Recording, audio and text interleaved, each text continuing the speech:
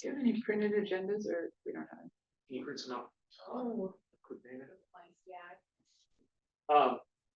Well, I guess I'll open up and welcome everybody. We have a few online. Yeah. Welcome everybody online. It's been a while since we had a meeting, but there's been some stuff going on in the background. oh, really? Yeah. So we maybe just a quick outside of recap of the water marketing strategy, but maybe recap on the SEMA stuff happening. The three GSAs worked collaboratively to get revised groundwater sustainability plans out the door to the state board. I think that strategy was well placed, and we did receive some favorable discussion points with the state board members. And our date has been slipped out. I think various reasons caused that to happen, not necessarily all because we delivered a GSP, but I think there's a recognition that we're working with the state board staff, try and get this thing figured out and try and avoid probation altogether. So they're working with us collaboratively. We really appreciate the kind of back and forth about this is what we're looking for. This is what you're doing. Are they matching up? Are they not? How do we maneuver? And I think it's a give and take on both sides. I think we've tried to come and meet their expectations, and I think they've come over to kind of understand what we're doing too. So we're getting some good feedback on the GFP revisions. And we have two more elements to work on, which is interconnected surface water and water quality. But in the meantime, we've had all this other stuff. We brought the state board members down for tours about 2 or 3 weeks ago. And what they, I think, left leaving here was, my gosh, there is so much going on in the Kaweah Subbasin on top of the GSP revisions that, man, if the Kaweah Basin ends up in probation, we're really going to muck up basins striving to get to sustainability. So Great. part of that conversation we have with them is in the background, we have this allocation system that's right. It wasn't in the background, it's the forefront of what we're doing. And what we're doing on top of that is new elements like a water market and other things like that. And so as you remember, we kind of had established that the next step of the water marketing strategy, now that we had the document, I would say 75% done, is let's run a test to see, and the recommendation was to run it to Mid-kaweah. Mid-kaweah had finished up invoicing for a year, and we were rolling into the next. And we selected the H2O market to go on top of the water dashboard, and so we run that market now. So I think what we'd like to do is go over that and show you kind of what the results were, what some of the findings were, and what the next steps are. Are you going to have a printed version of those steps? Because I saw some of that information in the reports. Do you have a printed? Will we have a printed version here? We'll make this PowerPoint available to you, and it'll have that. Yeah. Before we dive any further, can we do a little bit of roll call for all the folks online? Oh, sure. Why don't you start us off here? Aaron Faputa with the Mid-kaweah GSA and Larry ID. Sophie Mulholland, Conservation. David Cardoza. Joe Cardoza, Greater Kaweah. Matthew Fina, I'm for the Stantec team. Diana's out making agenda copies, and Craig's out in the hallway taking a call. And I'm Candrea Clark, also part of the Stantec team. Online, we have Craig Moyle, also part of the Stantec team, DeLeo Garcia Lopez, James Silva, Natalie and Sonia Sanchez, 2 different people this season. So a quick question for Sonia. You're our rep currently, right? Yes, that's correct. For Sub Enterprises, yes. Perfect, thank you. Did somebody to join? Okay. Great. It's all yours. Yeah, so the primary goal today is just to update you. A lot of time has passed, but a lot of activity has taken place, and so share that with you. Update you on where we are in terms of collecting feedback from stakeholders, and then at the very end talk about what's next, when you can expect to see a final strategy document. reflecting the pilot. We do want to just step back because it's pretty interesting to sort of take stock that at our last board meeting, we were on the cusp of doing a public workshop in the Mid-kaweah in December. That was scheduled for December 20th. We were going to be announcing the opening of the pilot market, and at a point pushed off, rescheduled the pilot in February. So we had planned to do two. When we met last as the committee, we discussed the plan to do two true-up auctions. So this is buying and selling groundwater credits 2022-23 water year that ended September 30th in the Mid-kaweah Basin. We had originally planned that for December, and now we were pushing it off until February. What you're going to hear is that we actually didn't, and as you know, we didn't conduct those auctions until end of May, first week of that first week of June. Turned out there was quite a bit of work in between.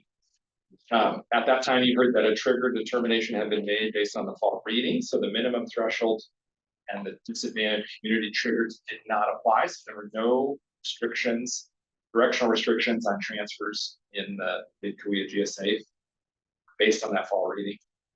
And at the time, the legal team was working to finalize all of the documents that were necessary for the market. So there was a resolution that the Mid-kaweah GSA later approved.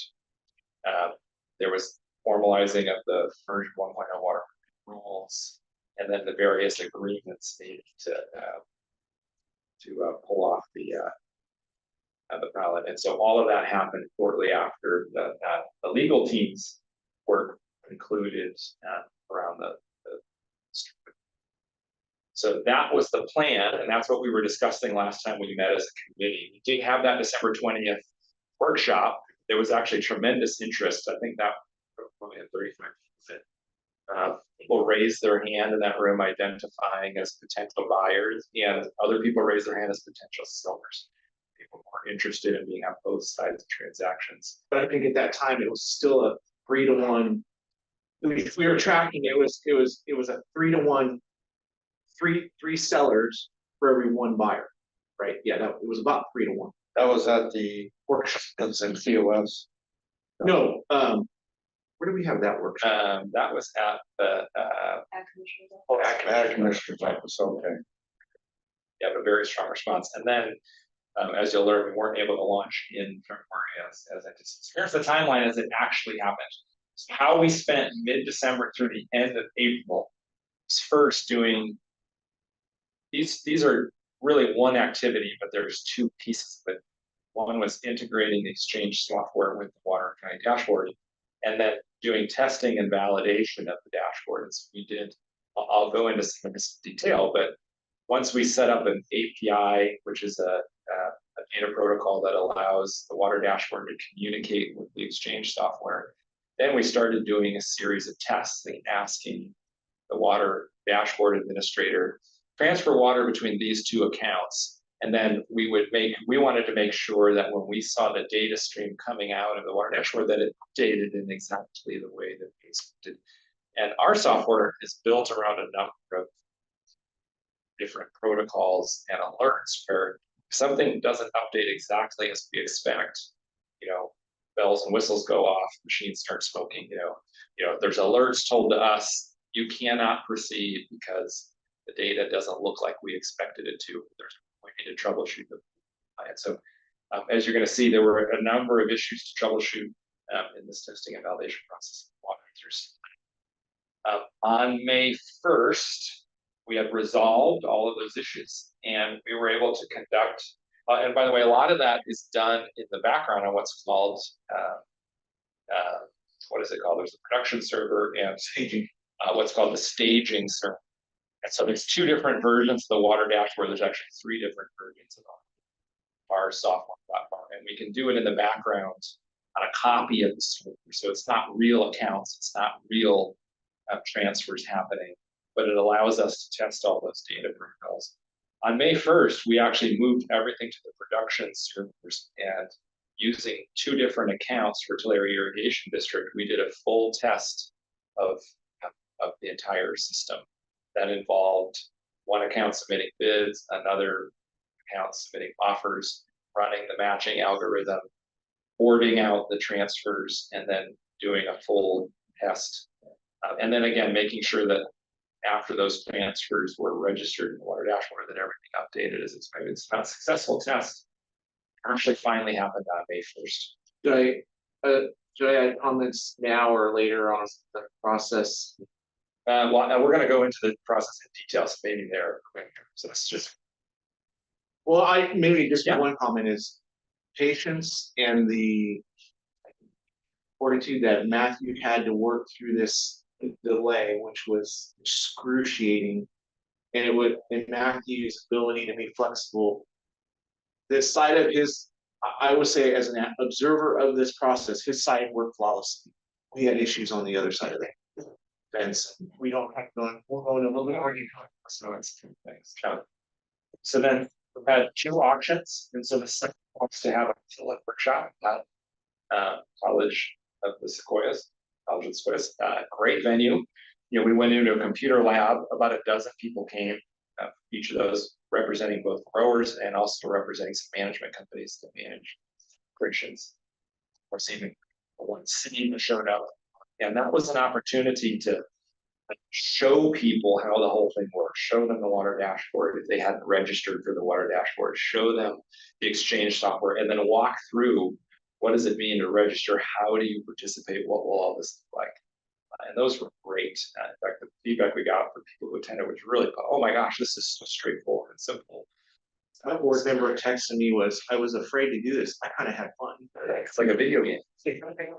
My only difference, I came because I'm not a member. Yeah. Sure. You know, it's like, there wasn't a sample one or anything like that, a fake one that I could log in.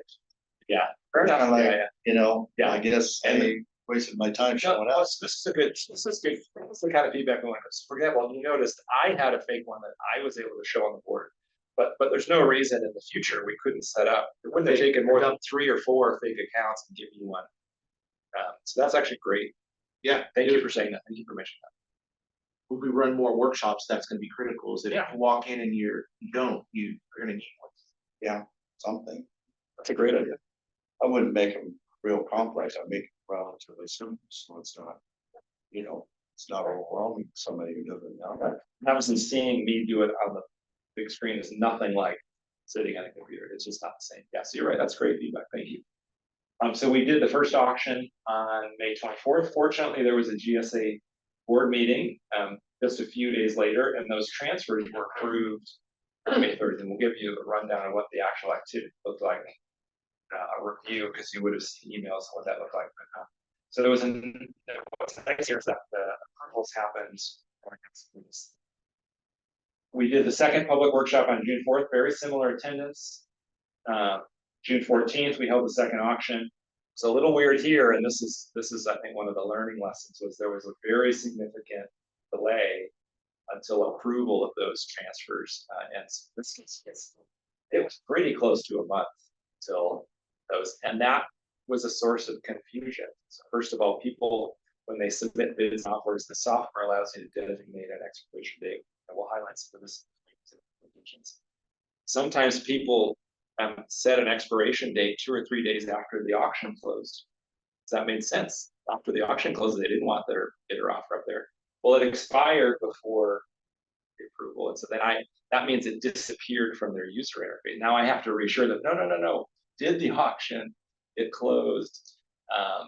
They didn't disappear. In fact, just you transfer this much water, we're just waiting for approval. And so anyway, so that was some source of confusion that we hadn't anticipated, because again, where we've run this software in the past, the approvals are automatic. As soon as the mapping happens, boom, it's updated instantaneously. And I think that's one recommendation. That's one recommendation from the Mid-kaweah board, is that understanding that this was a pilot, everything needs to go through, check it, make sure it works. But at a certain point, there's gonna be a natural clip where everything's working within the box that's defined, and it should as long as the transaction happens within the box, it should just be subsequently approved. Yeah, and that in fact, since it's only running for 1 year, the opportunity for unintended consequences is relative. Well, and this particular one here, you had no directional restrictions. Correct. We did not. Right. And so, that may be something that Adds complexity and so on, and you may not, the next time you still may not be able to, because you're gonna have to test out the direction. Yep, great point. Right, so now I do want to step through sort of that mid-December through end of April period. Well, another recommendation too, sorry, was on the expiration date, a lot of growers had indicated that they understand why that's there and they understand the utility of it. But at the very beginning, it may be more confusing than beneficial. So so it's one of those things, maybe don't include it at the very beginning and then layer it in later on. Right, well, and where it matters is if you're doing what you talk about, like if you're gonna be 6 auctions, maybe you only want it for the first auction. Next, when you're doing the last, that's obsolete, yes, right? So some of that was good. In terms of that initial period through end of June. And so we obviously had an existing water dashboard. We had an exchange platform that needs to talk to the water dashboard. And so that process of integrating the exchange software with the water dashboard meant first building the API. So that's that data stream that connects the two pieces of software to each other. But in addition, we actually had to create additional functionality in the water dashboard that didn't exist. So the water dashboard was designed to be a water accounting platform, and one that allowed people to see the status of their entire account, and for the GSA to it wasn't designed to support trading, and so it was functionality that had to be built. So for example, what we call available for trade, or the transfer bucket, you'll remember, was that there's a restriction on how much a person can offer for sale, either 10 inches per acre or their available supply, whatever's left in their allocation that they haven't used already. And that's what we designate as available for trade. Well, that counting didn't exist, so we had to create the actual accounting function that calculated that. In addition, one thing that was a real challenge is that actually, if I go down to the bottom here, the very bottom bullet point, it says water dashboard does not provide grower with an APN specific view of their, where it says credits, it should say supply, usage, and balance. When you go to the water dashboard, you can see the entire accounts, total supply, their total usage, and their total balance. But committee said we want to do this APN by APN because we want people to make water use decisions at the APN level. And that will allow us to track the movement of water and look for unintended consequences. So literally the ability to view that information at the APN level didn't exist. And so the water dashboard had to build something. There was the water dashboard administrator built something called the trading module, which was an APN specific view that showed supply, usage, and balance. Now there were some challenges there in that the way the information was presented was different than how it was in the trading software suite. So once the trading module was up, we conducted many rounds of test transfers on the staging server. So this is not people's actual accounts. It's in the background. And those test transfers were really revealing. First of all, there were some incorrect accounting in the water dashboard. For example, when a transfer, when groundwater credits were moved from one APN to another, sometimes they were deducted from the wrong variable. Like it should have come out of allocation credits, but instead it was applied to the usage of that account. And then it was supposed to be moved into groundwater credits, but it was moved into a different area on the receiving end. And so we had to work out the accounting so it came from exactly the bucket that it was supposed to come from, and it went to exactly the bucket it was supposed to. And that happened. It took a number of rounds. In that process, there was a few instances of double counting, where it wasn't just added to one variable, it was added to two variables. variables, essentially doubled the amount of allocations. These are some of the examples. And sometimes it was just as simple as that the equations, the formulae didn't equate, like 2 + 2 = 6 instead of 2 + 2 =. And so a lot of that, we just had to iterate back and forth. Let's try it Rounding again. error, right, there was a interesting rounding issue too. Yeah, When you yeah, multiply. It depends on how many decimal right. you go out. If you imagine, if you have thousands of acres and you're allowed 10 inches per acre, but you're rounding to 1 decimal place, times 1,000 acres becomes real water. Yeah, right? and so we had to switch that. So Yeah. that became a Subbasin related issue discovered through this process. Yeah, yeah. And so there were some other just simple accounting things. Again, one trick is that not every account had actually had a water user register for it, but we had to build a system that any account could register in. And so that actually meant that there was missing information from a number of accounts. Sometimes the information would be missing on the staging server, but not on the production server. And so when we would go back and forth with servers, information that was there in one place disappeared in another. So that's where it says personal information missing or disappearing when they would do updates. So any changes, when they build the water trading module or any new function on the water dashboard, you build it on the staging server, you test it, and when you're confident it works, you move it to the production server. Well, sometimes it was in the moving from staging to production that things would break. And so there was again, a lot of iterating. Okay, let's go back to the staging server, let's try that again. Just one real simple thing, because again, we hadn't looked at this before, but there was actually 2 different variables with the same name, balance, where balance, one part of the water dashboard had one thing. You saw the word balance somewhere else and you thought, oh, it must mean the same thing. The 2 numbers weren't the same. That's picking out data routines. And then that led us to recognize that there were just standards and definitions that were different. Like some things were integers, some things were rounded to 1 decimal place, some things weren't rounded. They were infinitely long data strings. And sometimes when we would implement a change from the staging server to the production, the data routine would change. And if you remember, I said that our software, we're really deeply concerned that the information you see is accurate. Like our credibility depends on the accuracy of the information we show you. And so we have all these data routines and alerts. And so you can imagine the alerts were just going off everywhere. And so we had to systematically troubleshoot every one of those until the alerts didn't exist anymore. And we could say, yeah, the data is exactly what we expect, and we stand behind it. And then again, in the end, So, Yeah. so in your module, then, do you have a reconciliation program that reconciles everything to make sure that all your credits equal your debits, etc.?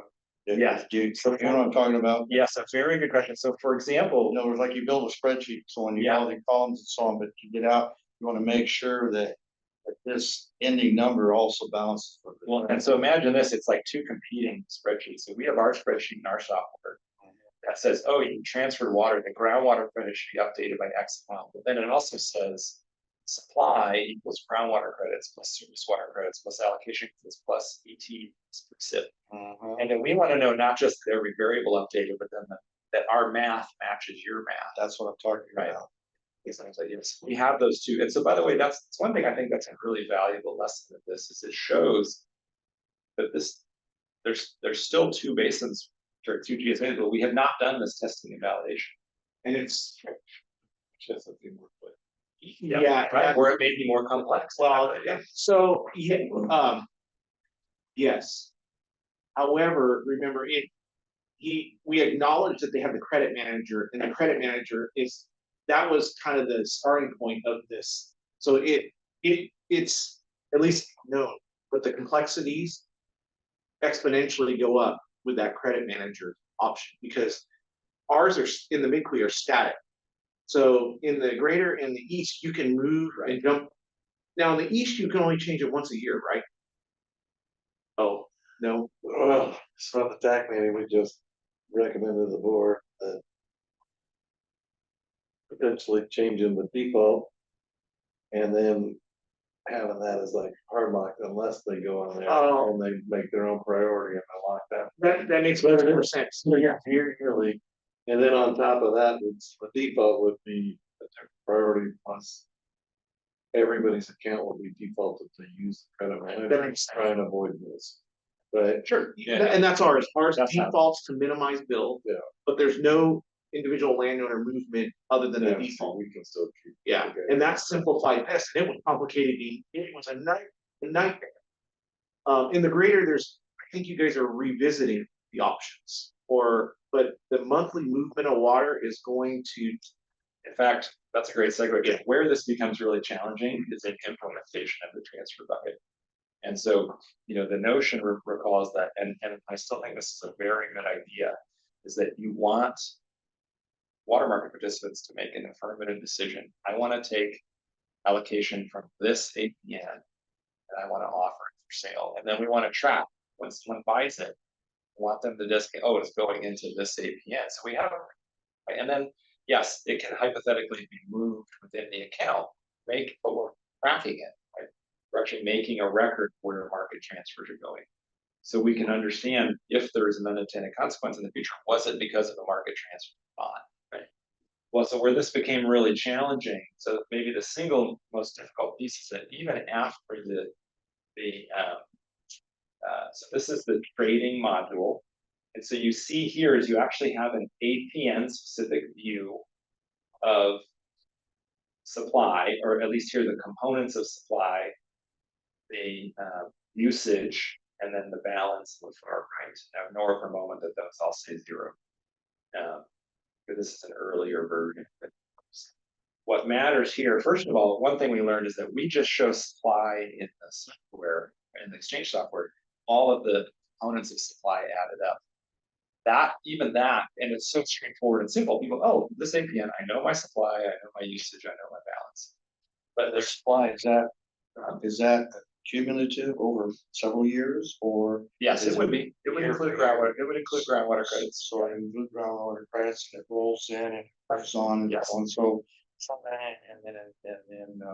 then it commingles everything then. Well, so then, but here's what's interesting is this was a lesson was that we just show supply, but notice here are all the components of supply. It was very difficult for users looking at a supply now because supply never shows up here. Still, even after we built the trading module, they had trouble doing the math. Well, wait a minute, my supply is X. You're telling me those numbers add up to X? And the answer is yes, it absolutely does. I promise it does. But that was a challenge. Even just seeing how it mapped. So even here, there's another version of the trading module. We proposed, hey, just show a column of supply and you click on a button, and then the detail pops up. But we were already working behind the clock, and there was no. So there's one more version of this that I think is worthwhile. and you don't physically, this is behind the scenes, right? Well, we had planned to roll this through. This is right now. So there are tools that we developed because of these issues that cropped up that are there, they're behind the scenes. So you're getting to see if it's something you guys think are very valuable to you, they can become apparent. We can make them. So think about it as we go through some of these. Not all of these are things you see. Yeah, so in fact, you don't see, so we had plans to make this live. People would come here and they would type a number into water trading, which is the transfer bucket. So you can see here the max is 26, so they could put up to 26 acre feet, and that would immediately show up in the exchange software. But we had real problems with the fund. This was actually where some of the formula didn't equate, where you would put, say you put 26 in here, it should have reduced the allocation credits by 26, and sometimes it reduced the allocation credits by 22. And again, that's because there's some complex formula underlying. So we really struggled, and we ended up, and then there's another issue as well, if someone puts 26 in here and then they offer 24 for sale, this should reflect that now there's only 2 because they just offered 24 for sale. And so there were some real challenges implementing this on the water dashboard site, and we ended up never making this live. But we actually moved the transfer bucket completely into the exchange stuff. So it's working for this moment. Or what they see is they see that number 26, and they can then submit offers in any amounts up to 20. They can submit 2, 10, 20. They can keep adding offers until they've added 26, and then it will not allow them to offer anymore. So we ended up and they're doing an APN specific. Sorry, so in the end, we never made this live, and we had to implement the transfer bucket in the exchange system. But the two still are talking to each other, and the data is exactly the same. And this calculation of how much they have available for transfer is made by the water district. So it's individual. So if you have a parcel, for example, that is in a subsidence area and you cannot transfer that water anywhere, that will show up behind the scenes Yes. on everybody's Yep. map. Absolutely. Yeah, Yes. we What does it do? Is it just flag it to say unavailable transfer? Well, so we haven't, so actually the way it works now is that we have it built into our matching algorithm. Because understand, at least in the case of the minimum threshold, you can still trade it, it just limits who you can trade it with. Right, it's a directional restriction. It's directional, you can't bring it in. Correct, right. Can you trade it to somebody within your own same zone? No. In other words, if you're both in subsidence areas, we're both in the same, we're neighbors across the street. And I would think so. Yeah, I would think so. It's not which PSA you're talking to, right? You know, it's all Anyway, different. and that's not, obviously, that didn't apply here, so we didn't have to think, but currently that's integrated through the matching mode. And so then, is there anything else worth mentioning here? Anyway, so that was sort of the big, working through all of that was the real challenge. And so currently that actually means that today there is no way in Mid-kaweah for a user to see that APN specific data because we never made the water trading module live. But they can go to the exchange software and it shows the detailed accounting APN by APN. Here's your supply, here's your usage, here's your balance, and this is the data from the water dashboard. And in talking with the folks that did use the trading, they liked it. Yeah, they said except the trading software, again, having not seen it, the trading software still allowed them to move by the APN. It's APN specific. Yep. Okay. And I would say that, Yeah, because I mean, and getting back to what we just mentioned a second ago, because it's APN specific, it may be such that I'm not gonna crop this field. I don't know these fields. You're gonna be able to move. we acknowledged that when we went into this, those decisions are gonna be field by field. Mhm. Yeah, so that's why we had to do it this way, not by account, but by APN. Now it's account in register, but it breaks it, when you register for your account, it loads all your APN. APNs, that's right.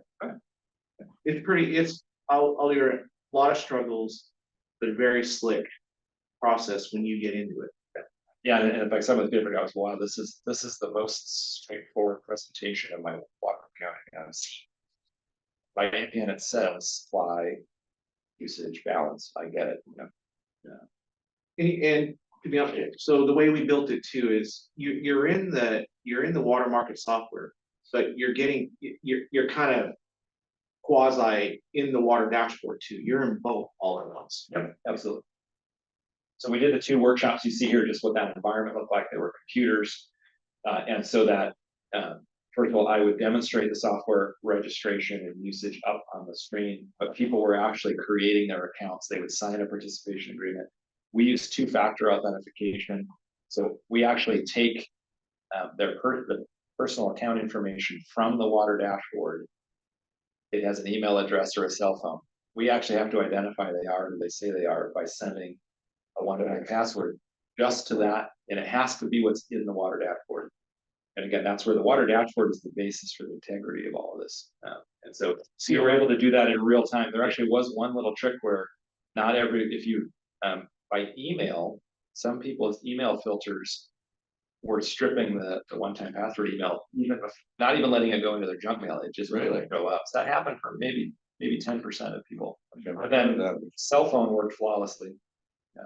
The funny part was COS joined because they figured they're probably gonna they have ag operations, right? And it was behooved them to be a part of this conversation too, so they joined us. Yeah.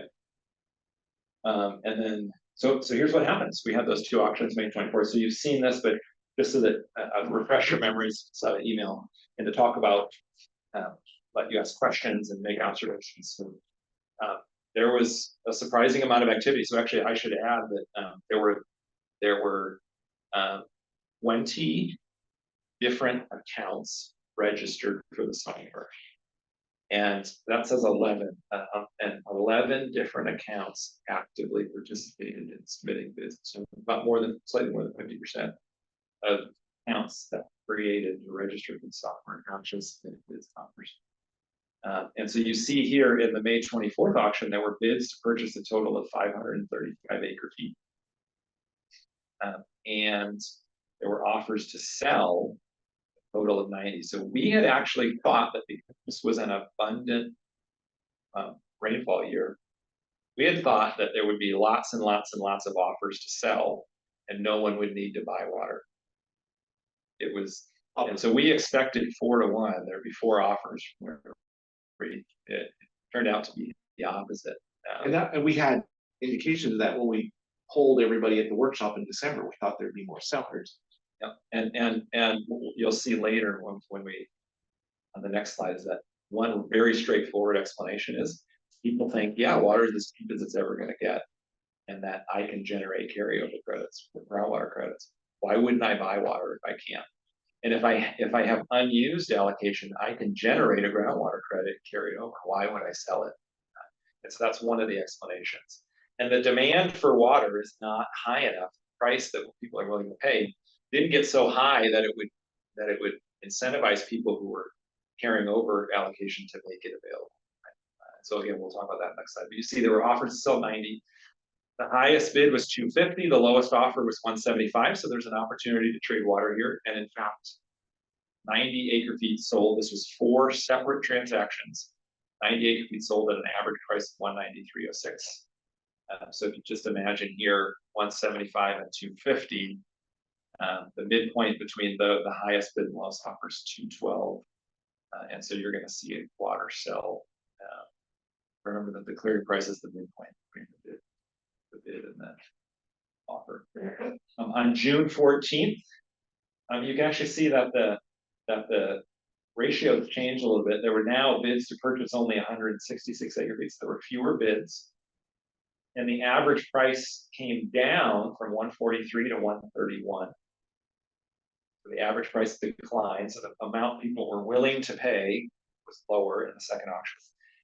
There were now quite a bit more offers to sell a total of 250 acre feet. But look at the people's reservation price. It jumped to 238. So people are like, oh, hey, there's activity in the first. I'm going to see if I can sell some water at a higher price.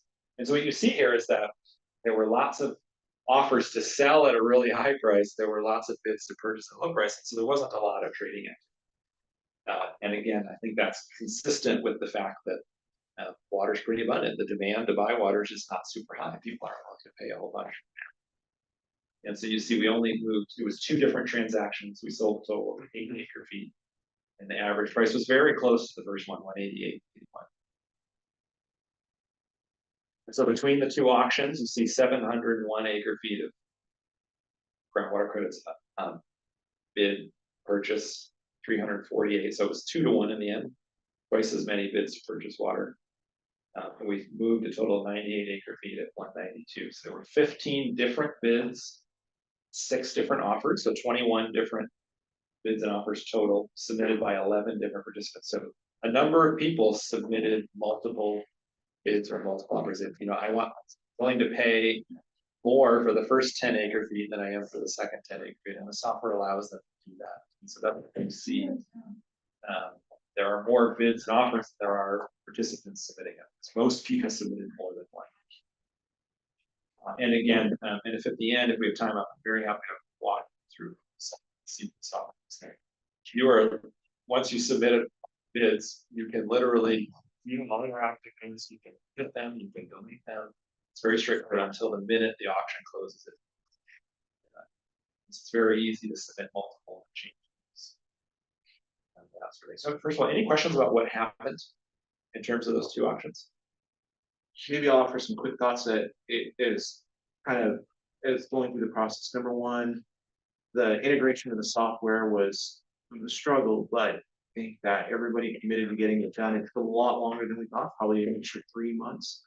I appreciate Matthew's work on that. And Secondarily, I think that the pilot was highly successful in that we weren't trying to like move big blocks of water. The idea was to test the market. So we had a total of, 98 acre feet sold. So 98 acre feet kind of moved around. My guess would be that the people that participated just want to get filled. Exactly, and that's, In fact, that's exactly what I heard. Yeah. Like, I had people that there's like, well, Aaron, I bought and sold like 2-3 acre feet, just Yeah. get registered and see what would happen. experience, how does this thing work? Yeah. And actually what I'm hearing from everybody is like, hey, we like this, Aaron. So we'd love to have this as a regular tool, right? I used it now, I get it. And then you're gonna see the price hunt around a little bit more, and you're gonna see the quantity hunt around a little bit more. And the more auctions you have, the more opportunities, if there had been a third auction, there's more price information revealed. Yeah. And so again, having more than just 2 auctions would also benefit. And then the GSA is interested in figuring out how the GSA integrates into the participating in the market potentially for purchase of groundwater credits based upon overdraft that's occurred and people that have paid those overdraft fees, right? So the groundwater dependent areas within the Mid-kaweah that put their money up to bring in more water supply could offset another growers by buying, but how do you do that? Sure. And so So instead of having an auction process like we have in the greater, where people can submit, like a reverse function, you were saying that ESA would in fact just. we just don't pay participate. and then just buy it this way of price. So if you decide you're gonna put the water in the ground and you want to recover some of the money, and you have for instance, I had growers that came and said, well, we'd like to have the market because I've got this year I had an unexpected expense, right? So I had all these groundwater credits, which I don't think I'll ever use because I built up spending, but I gotta go buy another tractor this year. And I don't want to pull it out of my reserves. I'd rather try and create another revenue stream. A couple of the growers that actively did aggressive recharge last year realized that it's a third income stream that they never had before. So they're using it potentially. Now they did not, I think they played around with the market. They didn't put the big, that's why they'd like to see it in the future. But yeah, so we're trying to figure out how the GSA would play into that. And then make this a regular thing like we've always envisioned. So, and generally I heard from those that did register, put the auction in. One of the growers, I didn't even know he owned a computer, right? But he goes, I did it, Aaron. It was easy. He goes, he even figured out where he went wrong. He accidentally went in, I can't remember which way it was, but he wanted to be a buyer. They actually put a sell in on accident, realized after the fact and went and reversed it and got it all straight. As it says. But he realized after the fact that he had registered it backwards and he got it all straightened out. Yeah, the term offer should have said offering water or offer. Money. Well, it says, and I think it's, if I recall, it doesn't say offer, it says sell and buy. That's it. Yeah. Which is pretty good. And I think Diana, I want to thank Diana too for the workshops, because I think, yeah, the workshops, I think really the little bit of hand holding we were to do in a good facility like that with the right technology made a big difference to it. Rather than everybody trying to struggle with this at home on their, and we did have some people that actually did everything on their phone. Well, and we do a video, like we created video tutorials. Yeah. Which I don't know if you saw them, they were in an email that you received. That showed the software, walked you through it step by step. And we actually did have at least 2 people that we agreed to meet with, and they said, no, the tutorials are great, let's use this. Oh, they did. What Yeah. video tutorial you said was in there?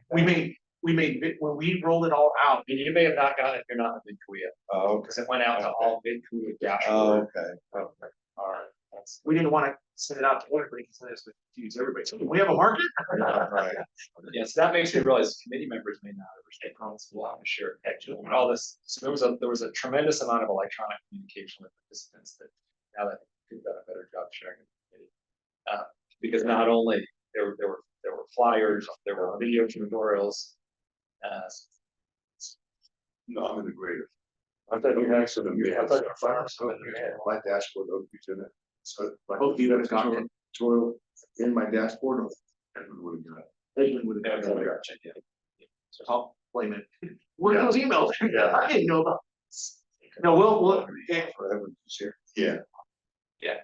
So I have a question, and maybe we're gonna get to that, but, and it may be just my confusion, but in the various GSAs that I sit on, they're individually doing kind of some marketing stuff, and then their rules are different than the ones we accepted, and I'm wondering, how does all this marketing mesh for the Sub-base. sub-base? Well, so And that may not be out of order, but I just I want don't know, so one piece of feedback we got later in the.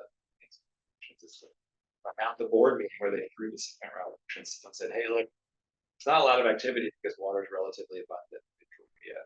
Where this is really valuable is for people that are in the adjacent or two GSAs, right? And so sure, that may be very, very true. But first step would be for that other GSA to adopt the form.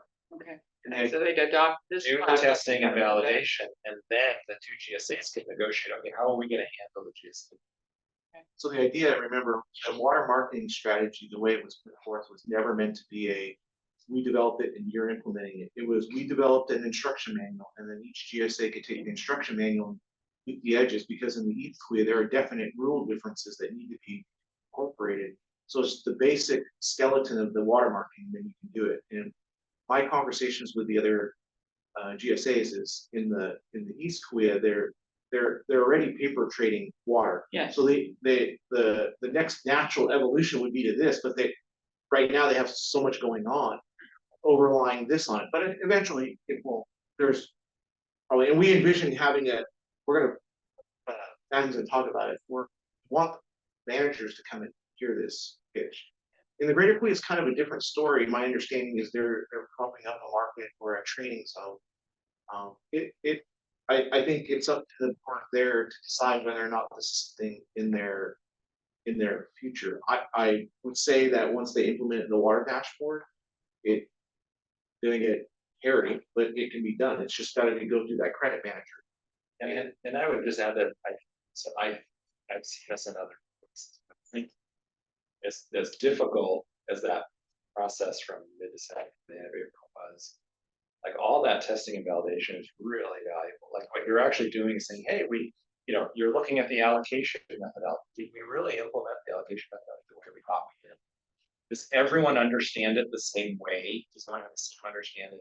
Is the accounting uniform? And first of all, you could not use the exchange software to moderate trades between agencies until the second agency adopted it, did the testing and validation. Does everything equate, right? Is everyone's understanding the same? And if we're selling an acre foot of water, does everybody understand that acre foot came out on one account and they do another? And so it could be done. You could start that process very, very quickly. I think they would have to first test it within their own agency before you can entertain doing it between agencies. And I I'm sorry, in terms of the state, again, you've got 3 different systems of water marketing going on in the GSA. Is that a problem because just like with the plans, they wanted them coordinated? Or is this something that, hey, it's okay, we can figure out marketing completely differently within different GSAs? Generally speaking, the structure of the allocation system is pretty much the same. The So- allocation, but what you do with that allocation and what happens. It's different, yeah. very So different. that's where Matthew's pointing out that if, let's just say the Mid-kaweah wants to implement it, really what they need to do is take the software and integrate it. Now, it's probably 75% there. It's that last 25% that's the hardest.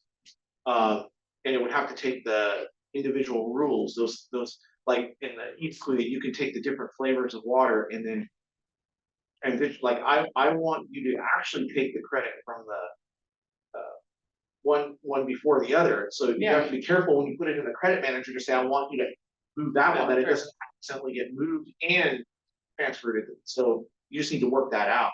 Those need to be worked out internally within the GSA. And then it can be opened up sub-basin-wide, because then the software would talk to each other. And I do think so that it influence, like for example, if they're doing paper trades, there's no reason couldn't have, because I think this is managing the Mid-kaweah in the future where there's both paper trades. Two people meet at the fence line or at the coffee shop and they agree to a transfer, they submit the paperwork. at the same time that the software, the auctions are running. In fact, we actually, Mid-kaweah, yeah, one of the things we did is that we developed the transfer form. So currently, the transfer form is completed by the exchange administrator. It's to the agency. That's the same transfer form that two people at the coffee shop could use. So the idea was, at least it's not both. And it's just a different, you'll have a broader set of potential buyers and sellers if you participate in this one. If you know who you want to work with, great.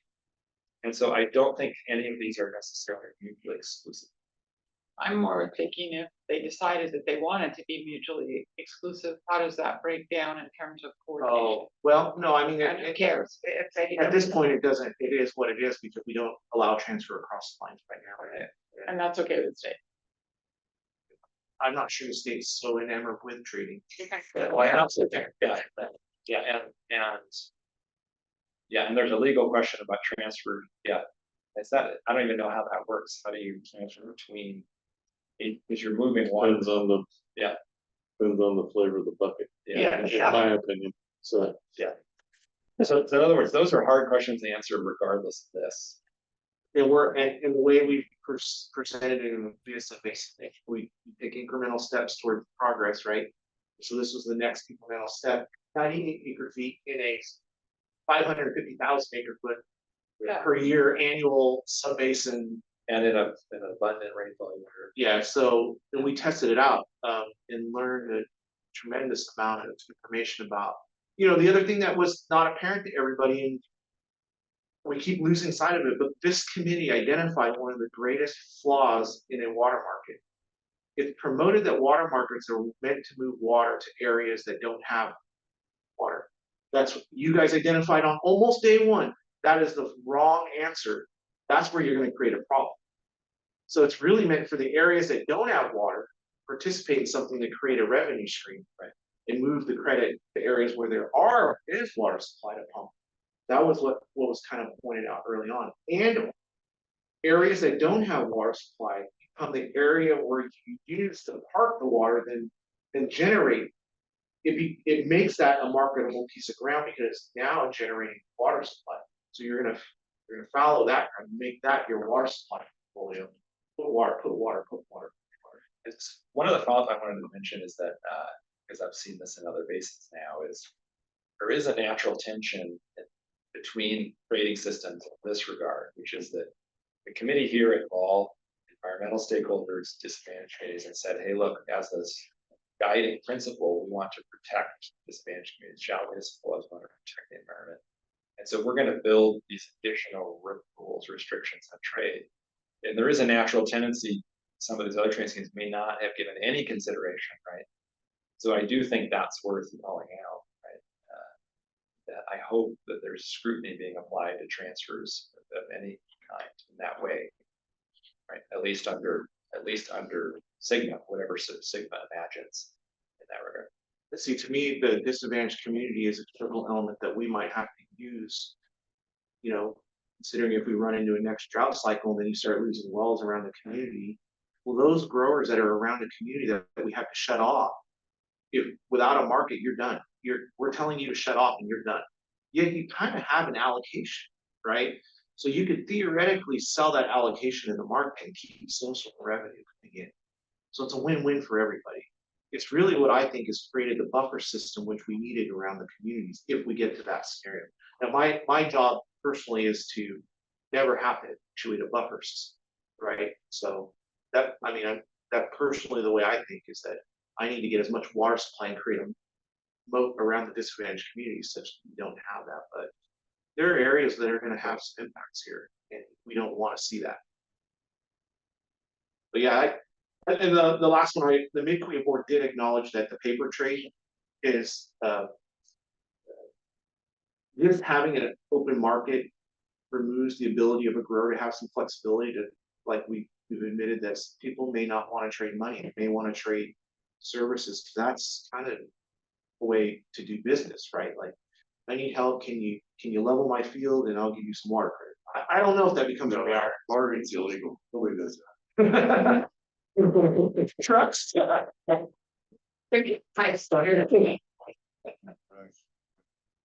So that we, and we have to give credit where credit's due. Actually, our transfer form is the East Korea transfer form with our logo on it and Diana's, kind of And some slight modifications. slight modifications. So, again, you asked how things are, we do to Yeah. keep it very similar in the event we're gonna trade.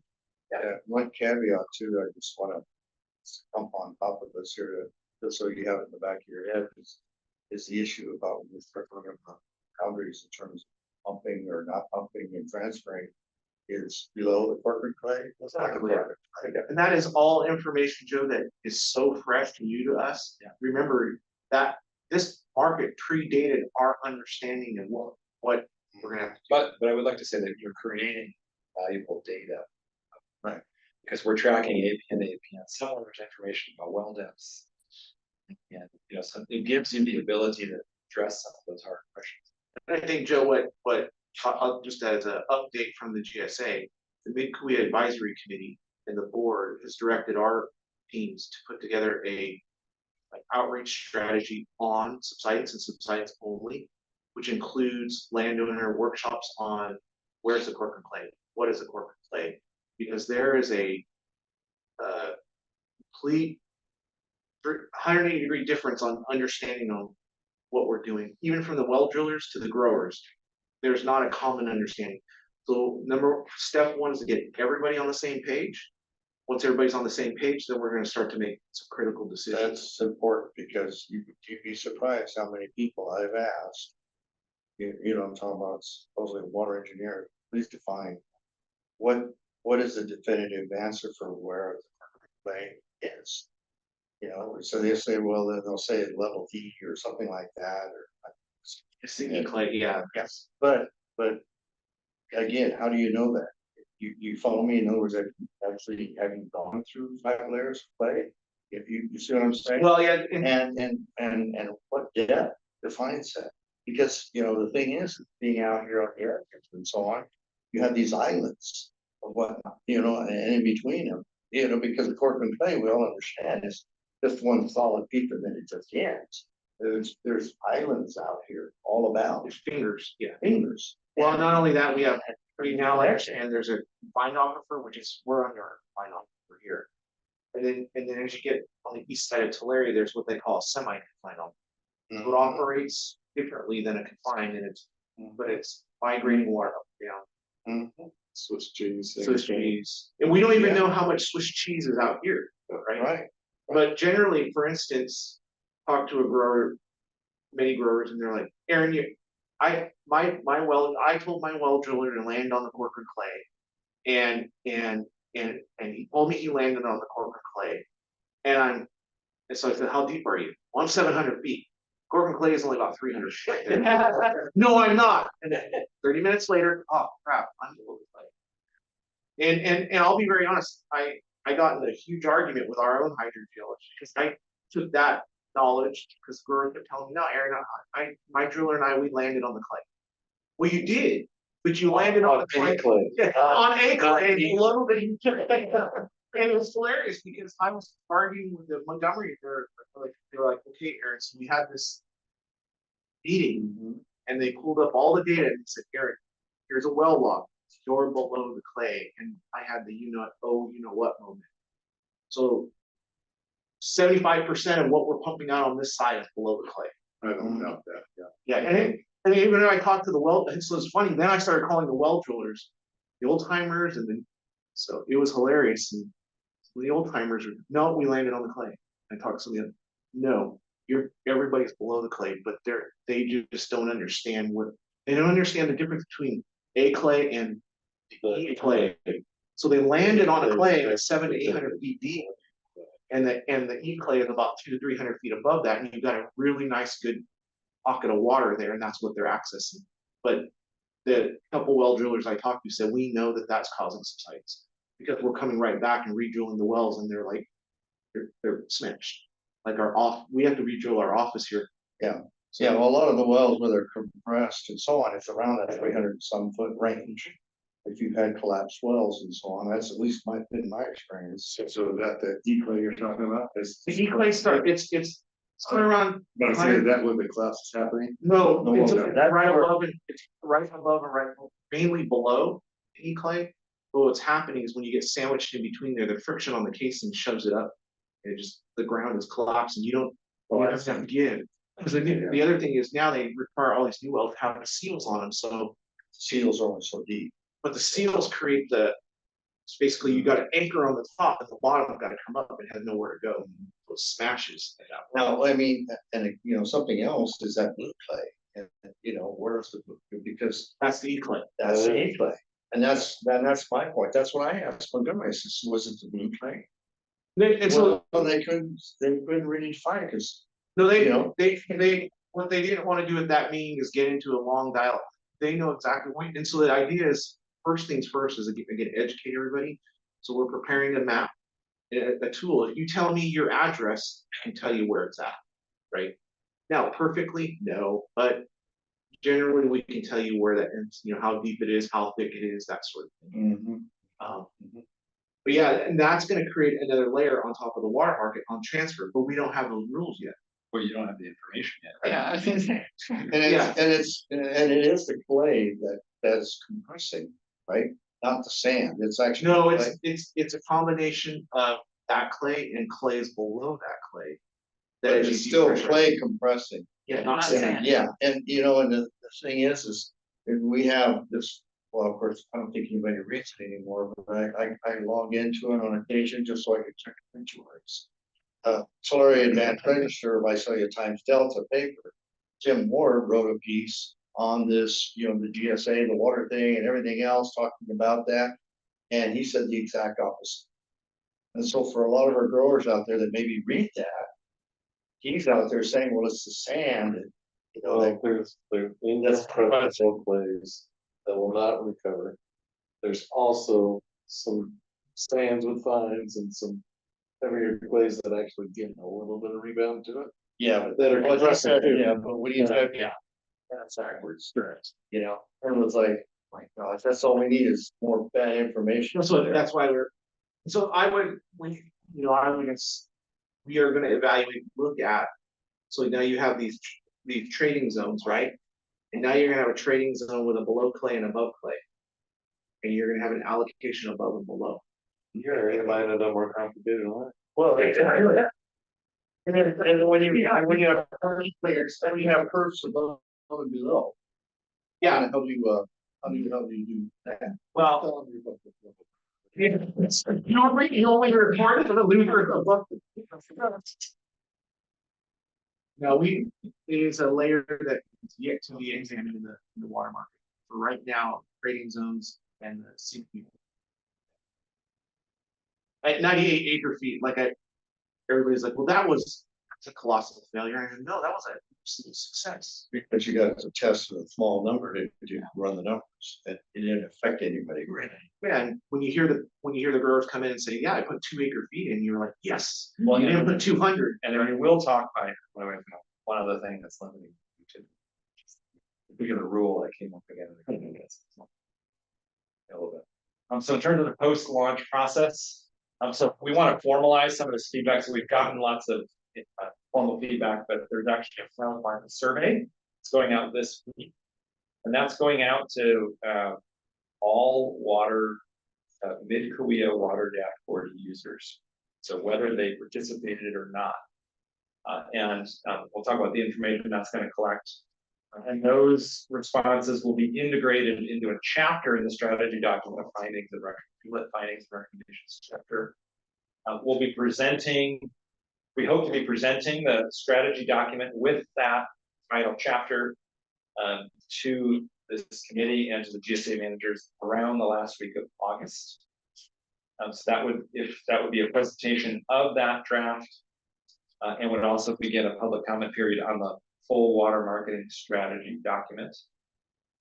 We would then catalog and respond to comments on the draft final version of the strategy document by the end of September, and then have a final public workshop presenting the final strategy document in early October. So that's the current timeline.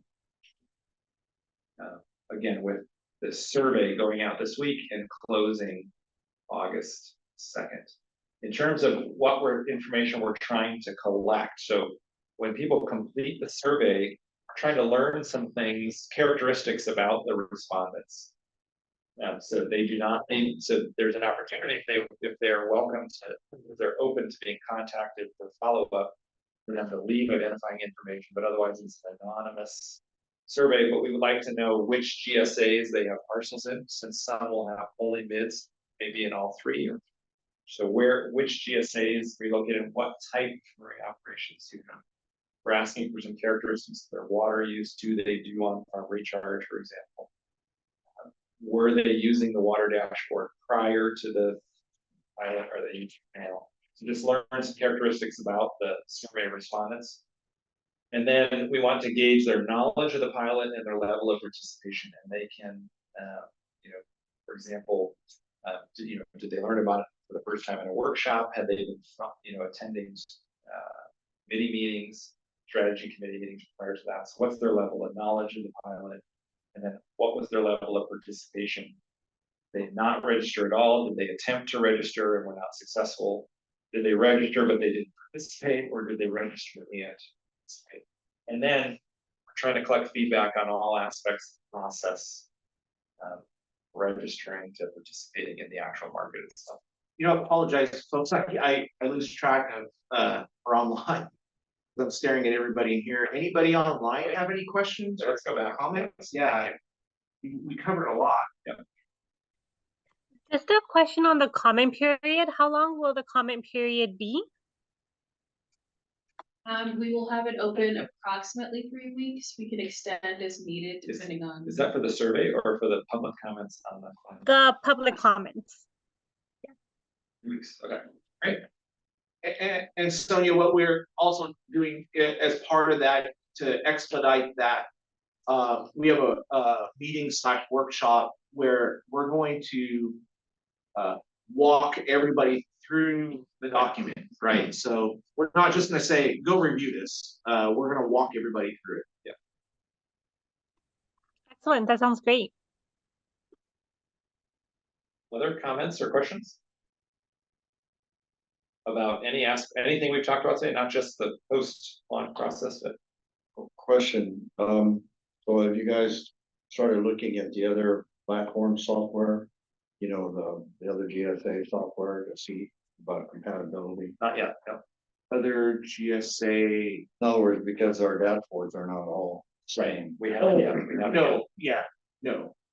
And again, the idea is our focus, because we're on the water marketing strategy document, the instruction manual, we'll get that done.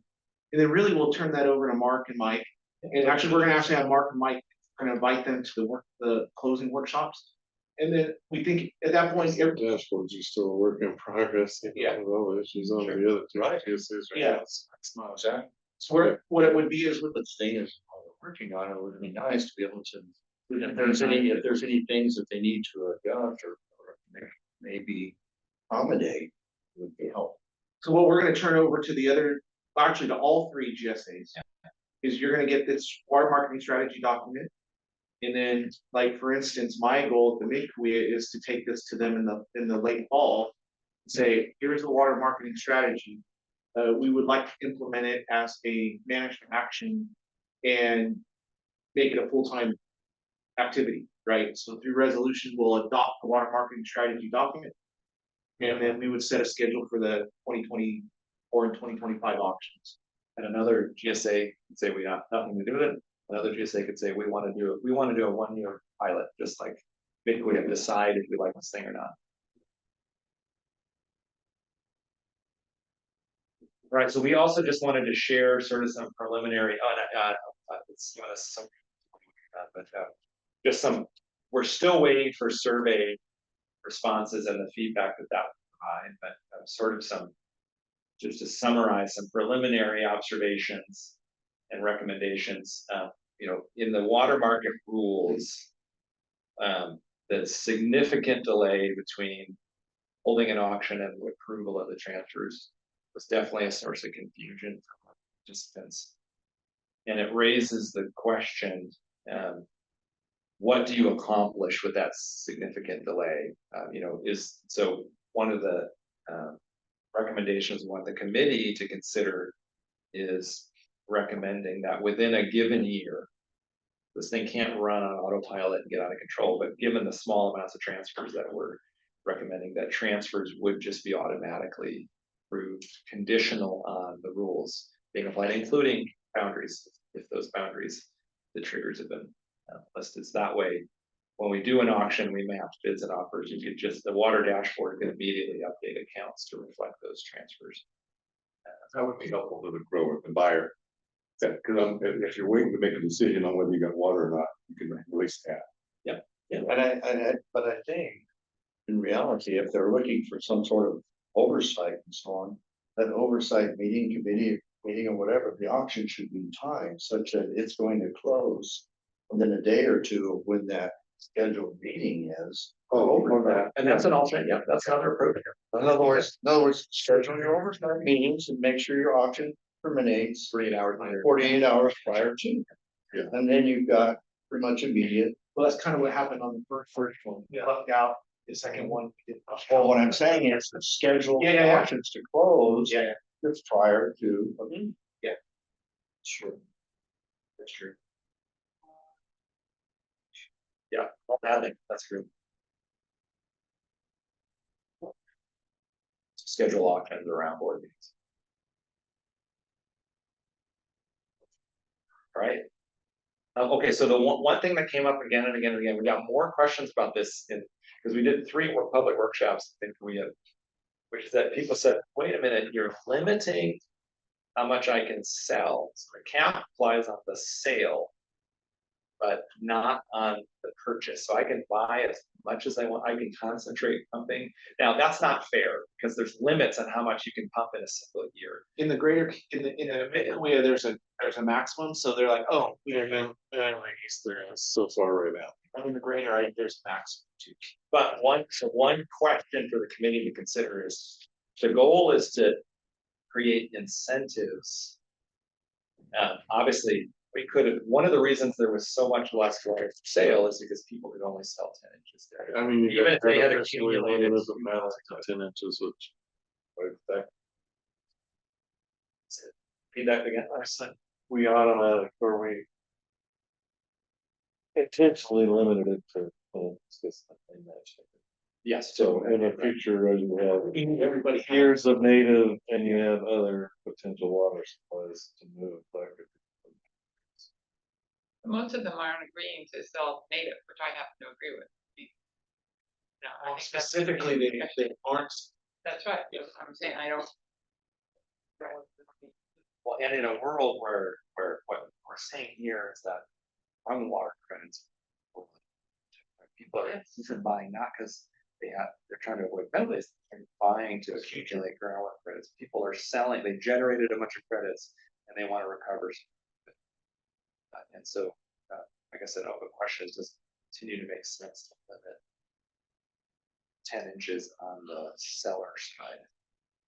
I think not knowing what, this is just my own personal, from a GSA manager's perspective, not knowing what the future has for us right now is we're still trying to figure out if tomorrow, Wednesday or Thursday. That's the state's gonna tell you which. Yeah.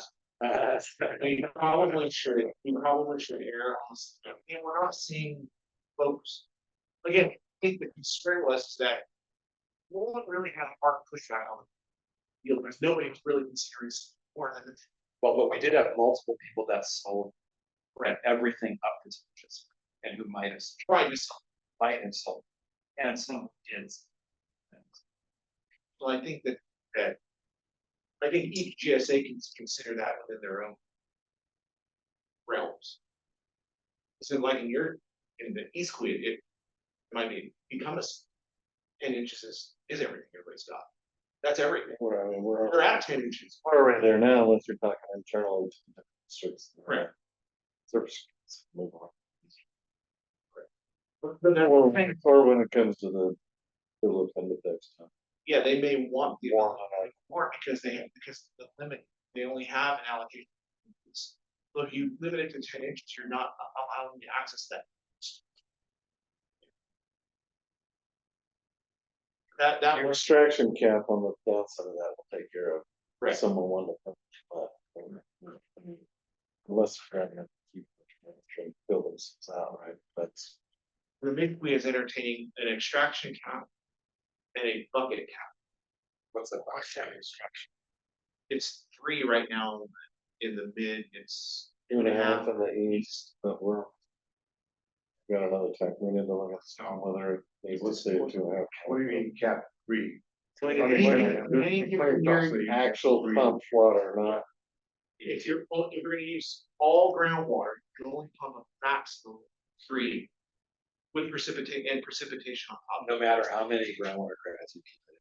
So if you can have 10 acre feet per acre, but in any given year, if we zero out on surface water, you can only pump 3. But when you add precip on top, it's 3.5. So that- it was And the funny. east is the same way, it's. Remember that was, yeah, oh, it's- I had the advisory committee, everybody. Remember, we developed the allocation system, they were developing it in the midst of the drought. And the idea was the allocation system stopped. We know in a drought, we were tanking the groundwater system, it was steep line, and the idea was to pull back on that. No, I understand that. Let's just take water user walls. Okay, now, it's called 4 feet. Yeah. No surface water delivered back here. You're in I trouble. mean, you can't water your trees. Well, Let's not say, yeah, let's just say you don't even water. And they're still gonna pull 3.5 feet out of the ground. yeah, you're right. That's the first they're gonna do. Well, and that's why the when they're that half inch increase. Which is really great. You're not pumping this. It's ETing it. It's 3.558 feet per acre. Okay. No matter how much water you put. That's the current rule. Yeah. That's the current rule, and that's why That's you don't follow the standards too, because they said always have. But the point was. well, you Well. Yeah. Right. well, it's a 3.5 cap, and then you go into penalty. Yeah, you're right. Okay, so you can go in the penalty, Tier. which is 500. Okay, now you're gonna have a watermark. Cause it goes into Yeah, that. yeah. Well, yeah, exactly. Which is why you don't wanna. Potentially limit yourself too much on what's available. Especially in years like Sales that. side. Sales side. Yeah, and that's the hard part, that the, say, a walnut, alfalfa is a little bit different. You because can can summer lay off fallow, that. you can summer All fallow. in time. Walnuts, yeah, you're. And almond, you might go right up to that edge. You might have to deficit irrigate. And currently, anyway, that's what's happening. And then just to mention it, I think we talked about it already, so to repeat it here. It was mentioned during GSA board meeting that there may be greater opportunities for transfers, more robust price discovery. If transfers are allowed between GSAs, that was public comment. But the first step would be to roll out the marketing strategy in another GSA. There's some All right. intermediate steps. And then you still have, then we gotta establish the rule between them. And so you gotta make sure that the platform and so on can recognize the restrictions from both. Both dashboard systems and implement those within 2 of them. And it becomes even more complex as you have then the third one. And because in essence, then you've got between the mid, greater, the mid. Yep. And the east, you got the greater and the east, you got the, so you've got a number of complexity. Mike and I variants. If we're gonna transfer from the mid to the east and the east to the mid, probably doing something. Because there's such a gap distance between us. Oh, yeah, So that, understood. so what, but I have talked with Mark. Yeah, that's true. Forgive me for that, because that's a no, that was no problem. Well, no, I don't think so, because principle to me, if you're moving native across the street, it's native. Yeah. It should have It further boundaries on it. No, Joe, there, I understand the need to start small. there have been requests, not only some limits to be made that it could happen, it could, but right now, Mike and I are like, not with what you're literally trying to get plane off the ground, and now you're gonna strap on bombs and all kinds of other stuff, which you don't know when they're gonna go off, so we were like, no. But I would tell you the more realistic thing that's gonna happen is between the greater and the mid. Yes. It's gonna take the greater, you'll have to evaluate this water marketing strategy and then develop the integration is gonna take time, right? It took us 4 months in the Mid-kaweah and we had it locked. We had the water locked. In the greater, it's probably gonna take quite a bit longer. But the growers on the edge are like clamoring, like it makes no sense to them. They've got ground at risk right on the edge and they got surface water right here. The credits are here and the land's there, and it's literally, I can just skip and I'm on my other property. Why is it we can't? So Mark and I working on a strategy just like It's the same with the east and the greater on that boundary, because there's. However, Joe, I would caution that I know. if you're right on the edge and I can go across the street and you're farming in a similar manner, that makes sense. But if you're 10 miles from the Mid-kaweah, Different story. yeah, different. Well, that's why within, in the greater, we've got a range system where you're gonna give up. They're just moving. So I would envision if you're right on the boundary and you want to move, it's going to follow the same marketing principles. You can't have an MT violation. You can't be near a disadvantaged community with problem and all these other things. Then we do the paper transfer, and then we're going to move it through. We're going to move it through the water market to the same protocol backwards over to the greater community, landed on that landowner's dashboard. So I envision that happening first, is paper transfer through the water marketing rules. Some other things that were interesting, obviously, did just live through this. Before you've done an auction, there's sort of this, well, what should I put down? What's a good bid? What's a good offer? And so that's obviously just an essential growing pain that any other GSA implementing this would have to go through. What's nice is here, actually, the sort of range of prices is constrained.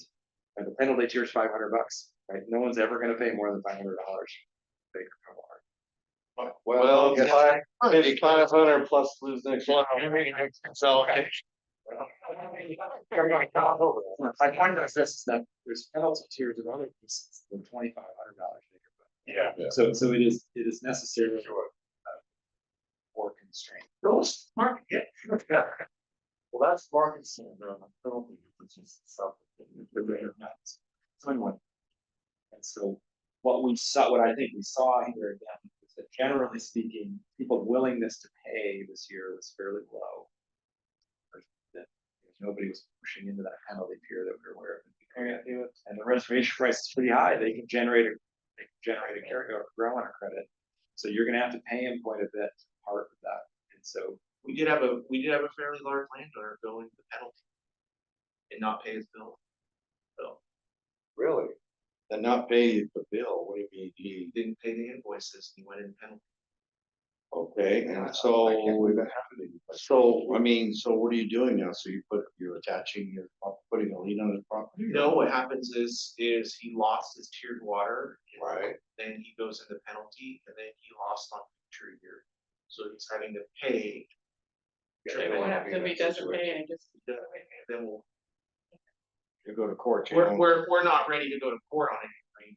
But when we did is we How many tried, acres are we talking about?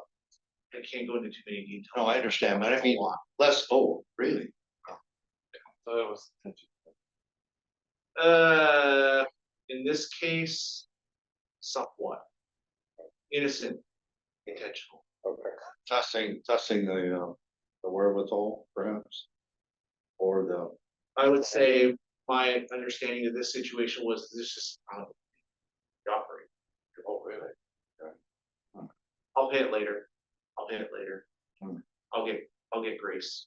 Hmm. Well, we gave as much as we could. We have a couple others. We have some others that are just not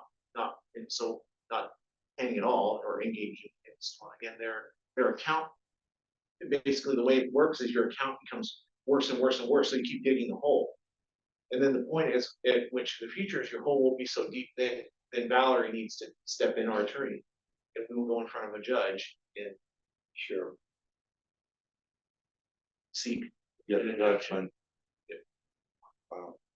And it's only the way and some growers have gotten mad at that, but I said it's only fair because I have other people that are trying, paying, living within it, doing the hard work, trying to comply, and it's not easy. So how can I make it, give you guys the break and let everybody else follow? Yeah, Work the on it. consequences, the consequences are gonna be the same for the same. And now we told them, well, you could jump into the market and and that's what they will ultimately have to do in order to solve this problem. 'Cause we can't even allocate their problem. We can't, they won't get out of their problem with allocations. They can't just like wait a little while, accumulate and get out of it. Every year they're digging a hole, right? And the way we look at it is that was a choice because they are pumped, that in those years they were pumped. Now luckily, 2023 ended up wet, so if they paid their 2023, actually they They probably, can't, they lost it. okay, oh, that's right. Yeah. Diana. Diana's they have to answer to Diana, so it progressively gets worse. Yeah, no, that's kind of designed that way. Yeah, otherwise everybody just keeps, oh, we'll wait another year, we'll do something different, and you're seeing that across the board in other areas. Well, if we wait another year, that's a year's worth of pumping, and actually what we're seeing happen is the decline is steep, and so what we're doing is we're basically complying to get our future out there. Unfortunately, in talking with a lot of you, it's hard to understand the future looking, good because you're paying all these, doing all these cutbacks, but the groundwater levels are starting to shift on. Just to summarize some more observations, the water dashboard, the testing and validation process was really critical. We couldn't have done this without the hard work. I do think it will be easier in the other two GSAs because of what we did. Because obviously it's the same administrator working on three platforms. We learned that the transfer bucket was much more easily implemented in the exchange. Oh, one other one that was interesting is one just real simple thing you don't think of is that for example, when we're trying to register people for the market in a workshop, we need to quickly look up, be able to search by any number of fields, search by your APN, search by your last name, search by your phone number, right? And you need to be able to do that in the water dashboard and in the exchange software. It's actually easier in exchange software, and so there could be a role for an administrator's dashboard, like a new user interface for each GSA to use with the water dashboard. All that information is aggregated and searchable on these different rooms. So it's really important to be able to look up somebody's account really quickly in a matter of seconds. Can you do that, Diana? The dashboard doesn't allow you to look up, let's say someone came and they didn't know their water account. Can't look it up with their name, Oh, but but on the exchange software. So I actually, can go back, so we were using the exchange software. Go backwards into the line. Yeah, Find it. and then of course, I Then- have an yeah. API from what's so weird is I have an account with all the information. And then so the exchange software, and it's only the exchange administrator has access to this, but I can tell where the account number, the phone number, I write all that. So you're gonna actually, as the East and the Greater go through this, what we went through is doing this exercise as like kind of third-party validation. We learned a tremendous amount about our water dashboard, right? Because it's a Yeah, one-man shop. Yeah, the inabilities. And just in spots where we can do improvements. Yeah, we already ran into that on the auto credit manager. If someone's managing or has someone else's account on there to watch it, dashboard sees no difference. Well, so you can, It's, no, when they do the auto balancing, they're pulling from everything on their account, whether or not it's all the right. oh, Wow, that's no way, no. Oh, jeez. Yeah, there's a problem. Yeah. We learned things about the exchange software. So right now, the accounting used in the exchange software still doesn't clearly map to the dashboard. Like I said, we think three variables matter: supply, usage, balance. You don't see supply in the water dashboard. So people still had trouble going back and wait a minute. I see 6 components of supply, I don't see the number right. So there's some opportunities to, you know, still better integrate those two. We talked about the issue of the expiration dates, that needs to be fixed, that's an easy fix. I mentioned that we had some trouble with 2-factor authentication using email addresses. 50% of people that went into their junk mail folder, and we could find it, 10% of people it never. Yeah, there's some filter that's removing it, and so I don't know why that is, but cell phone always. And then really great feedback we got. This is helpful for us in terms of how different users will use the software differently. Was, hey, you have all this great. I can submit a bid and an offer. I immediately get an email that says, hey, I noticed you just submitted this bid. Here's all the information about your bid. You have a user interface where I can see what my active bids are, and I can put it down. But why isn't there a button where I can push it, find it on 8.5 by 11 sheet of paper? So there's some really useful. Yeah, that's a great idea. You make you print PDF. Yeah, actually, right. Yeah. So you can screenshot. That's not that sounds fun. So there was just some really good user feedback. Public workshops again were really indispensable. And it's sort of, we did the public workshops. We also created video tutorials. But it raises a question. So what are other opportunities for communication with water dashboard users, but also with stakeholders broadly? Like many of you haven't seen the software. If you're a Mid-kaweah account holder, you didn't get to play with the software, right? So that's another something we hope to build into that chapter is, okay, so what are some other ways that we go about making this information more available so that everybody knows about it, knows how to use it? It can make an informed decision in their GSA about whether or not they want to employ this or what would need to change to use it. So Well, in the case of the grader and so on, it would be nice if you had one of your things that we could have a committee of some of us come and sit down and log in and walk through it and see and make comments and discuss it amongst Actually, ourselves after. I think that's a great idea. We might want to come to one of your board meetings and walk you all through it. it's a great idea. Because I'll be very honest, a lot of your board members are making me a board member. Yeah. growers. Yeah. Brian. Yeah. Jimmy. Yeah. Actually, Jimmy. It should be open to stakeholders Yeah, well, too. Yeah, that's that's what we're talking about. We just need to make it, we need to find opportunities to get it. What we found was the folks that came to it found it extremely helpful, and it was like 30-minute sessions, really, what you could get it down to. Within it, yeah. Yeah, well, that's the thing, we want to try to Yeah, keep. the board include the stakeholders, and probably technical too, because if you have one section out of the 3. Yeah. Well, I think what Joe's trying to get at is they have to make a critical decision. Yeah. The first step is to have them understand what they're Talking about. signing off. Right. Right. And that's what I'm saying. Then what I'm it goes out, and then we get everybody's feedback on. And initially, I think sometimes it's just a committee, if you will, a smart group and so on, who are focused on that. Go into more detail, spend more time. Maybe it's an hour and a half or something, or hour and 20 minutes. But going over is, and answering all those questions, and then allowing us to discuss and come up with any other questions, and then make a presentation, say to the whole board. Yeah. Me would make, I know it sounds like it's double work, but I think, I don't know. Maybe I'm thinking outside, maybe I'm wrong, maybe. But I think the workshop shows more outreach is better. Is better. And I think the stakeholders, like she's saying, would be a great one, because you're gonna have growers there, you're gonna have a lot of participation, so maybe even just coming to the stakeholder meeting and doing it there, because given that our meetings are co-mingled anyway, you're gonna have Chris there. You know what I'm talking about. Yeah. And you're gonna have Brian there as well, because they're the chairs of those respective meetings, and then you'd have the rest of the stakeholders, the growers and so on, and you're gonna have those people that are white ground people and all those people there. Now, could you, like, as I said on some of the advisory committees or the stakeholders committees, depending on which one you're in, they ask us to weigh into the board. And what I find is when we haven't been given any information, we don't understand it. Then somebody learns something, they go, well, why didn't we do X?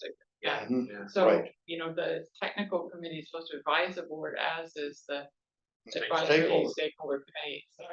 But I think subcommittees is, I mean, that could be up to, you know, whoever, subcommittee. would then advise that. Right. I think a great idea. Aaron, anything you would add? Other? We've covered. No, Did I hear you say whenever you're gonna do a paper trade, that you'll run it through this thing? well, go through the rules. It hasn't yet been determined whether or not you like input it into the. I'm just thinking because the GSA is gonna be responsible. for Yeah, paper but we're gonna trades. make sure it holds the same filter rule. It's not gonna have rules. Easier, you ignore the direction. Yeah. It's a game.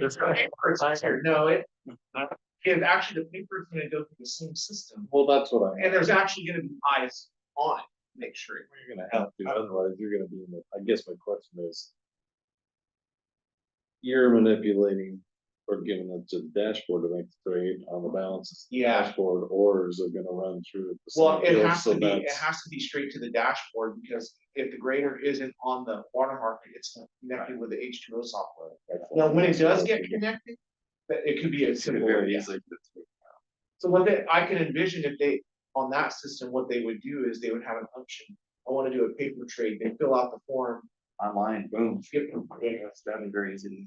We're all thinking I- for you as the I- administrator. I have one last question. They So I can got, make they can make the paper trade request and then you guys go into it. Yeah, oh yeah, that's interesting, yeah. so I just sold a bunch of water to Joe No Pay.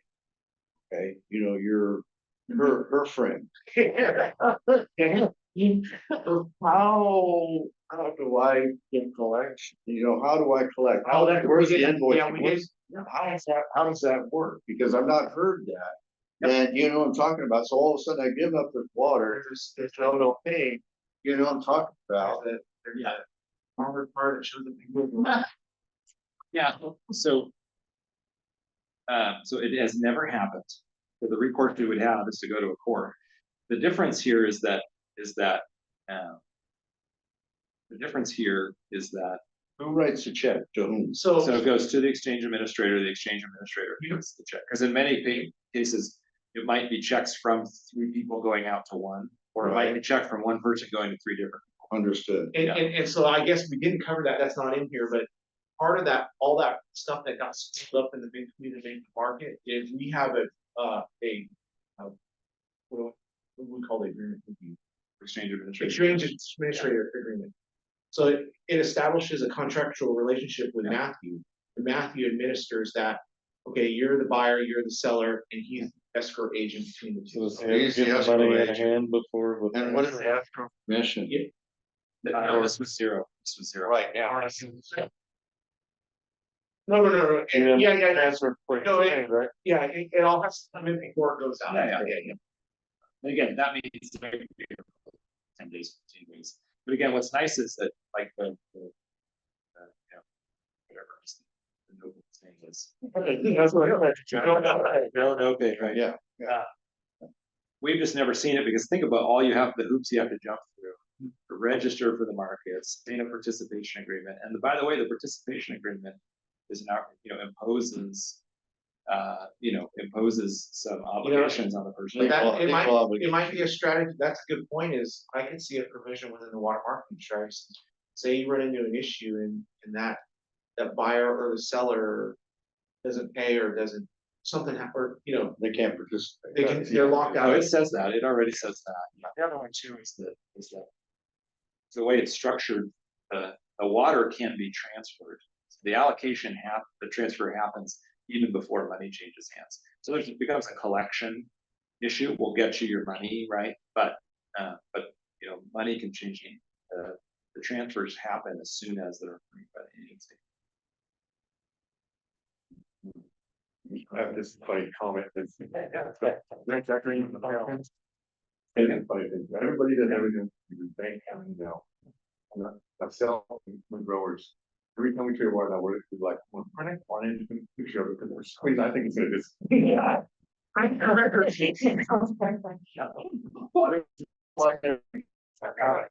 Well, no, the reason here. No, I can tell you right now, we have Or is it that issues to us because they were able to screen? Oh, Yeah, yeah. Well, yeah, imagine with some. Right, you need that kind of stuff to show. Been creative. So this, when we're doing this testing and validation, part of the reason it was so onerous is because we would go through and take screenshots of every single account, send transfers to the water dashboard, say update, and then we have to Make sure comparative. and then because we had these, so the first time we had an alert, but then demonstrate, diagnosing and telling the dashboard administrator, this is what went wrong. You have to show him a paper trail. So we ended up doing tons and tons of screenshots. You don't know how many transaction tests. Oh, yeah, we did maybe 30 rounds of transfer. Oh, one of these days, you guys can go to lunch and I'll explain to you the amount. You've never seen me get mad. I was pretty livid at one point. Not with Matthew. Frustrated. There's two parties working this. Not mad at Matthew. I'll put it that way. We almost didn't have a water dashboard. So yeah, I appreciate Matthew. Yeah, Matthew, again, under this arrangement, did not have any fees associated with it.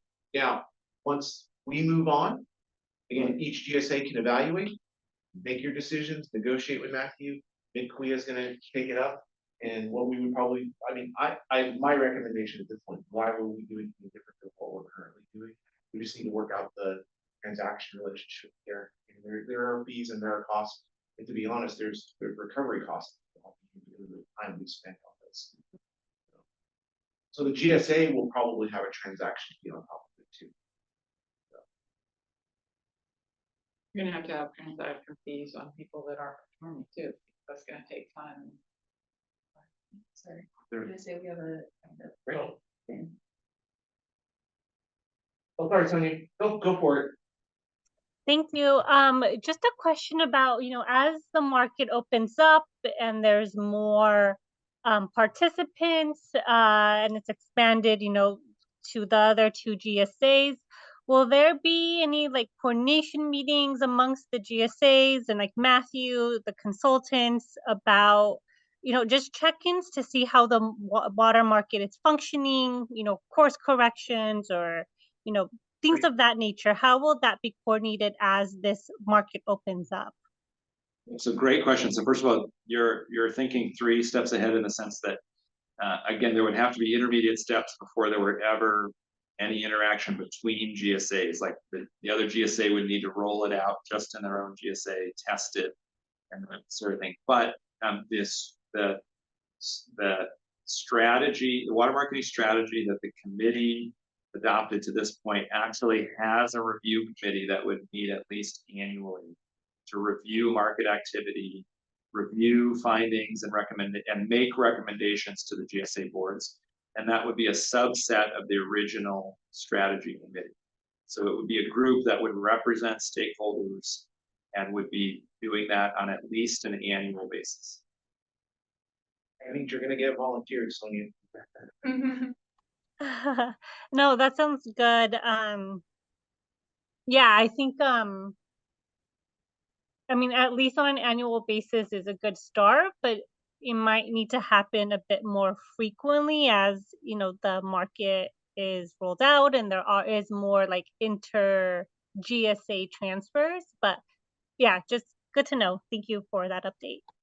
Yeah, and then also recall that there are 2 readings in terms of looking at the minimum threshold trigger and the disadvantaged community triggers, that there's a fall reading and a spring reading. And so we would be looking at water levels at least twice a year as we implement the rules. Well, and then each auction, well, in the Mid-kaweah, we provide auction summaries coming out of the. So you're gonna get lots of information as you move along, and I think that obviously we probably say, oh, well, there, some alarm bells go off if you see something in the summaries, or even as the auction administrator, you see an issue, you could call the committee together to deal with that related issue. That's a good point, Sonia.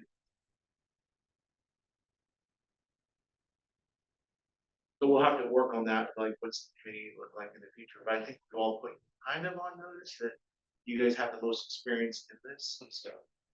Leaning on a few of you. Or for all of you, you know, I think you've all obviously shown interest. It's kind of, I find this stuff pretty darn intriguing. You know, so I get excited. I was really excited going into the first auction, nervous, to be very honest. And when we came out with the first results, I was ecstatic to have a handful of acre feet transact. The transaction parties that I talked to that made the transactions were very pleased with the process. And then the second one was even, I think, more affirmative in that it generated more buzz coming out of the first one. Everybody was nervous about doing the first one, so we only had a limited amount. More people showed interest in the second one, but it was 2 acre feet, and I put 3 acre feet. We tested it out. Yeah. And variations of why they were doing it. You know, like, I'm doing it because I need some money to do some stuff. To, I have some property that I'd like to, I don't know what to do with, but I may want to bank water on it for my neighbors, right? Because I don't want to farm on it anymore.